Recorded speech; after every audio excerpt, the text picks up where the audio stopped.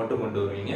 சிலருக்கும் அதுதான் உங்களுடைய பில்டிங்க்கும் அதுதான் பில்டிங்லேருந்து போயிட்டு வர அந்த ரிட்டர்ன் வாட்டரும் வந்து பார்த்தீங்கன்னா சிலருக்கு வரும். ஸோ அது எல்லாமே வந்து அந்த அந்த லிக்யூடை வந்து அந்த ஃப்ளூயிடை வந்து இங்கேருந்து ட்ரான்ஸ்ஃபர் பண்ணி திருப்பி வந்து எடுத்துகிட்டு வந்து சில்லருக்கு கொடுக்குற வரைக்குமே வந்து பார்த்தீங்கன்னா அந்த பம்பு தான் வந்து வேலை செய்யும்.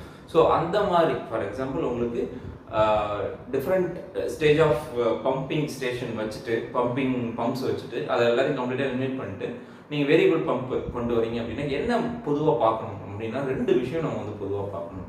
ஸோ நம்பர் 1 வந்து பார்த்தீங்க அப்படின்னா இப்போ நீங்கள் ஒரு primary pump, secondary pump, tertiary pump இது எல்லாவுடைய கிலோவாட்டை நம்ம வந்து கன்சிடர் பண்ண தேவையில்லை. ஒன்லி அதோட ஜிபிஎம். ஸோ அது எவ்வளோ வந்து ஃப்ளோ கொடுக்குது, metre cube per hour or GPM, gallon per minute.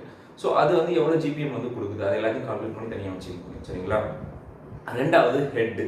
இந்த பம்ப் வந்து எவ்வளோ ஹெட்டில் எவ்வளவு ஜிபிஎம் வந்து கொடுக்குது. ஃபார் எக்ஸாம்பிள் வந்து இப்போ ஒரு 10 ஹெட் இருக்குது, இது ஒரு 10 ஹெட் இருக்குது. எக்ஸாம்பிள் சொல்லுங்கள், 10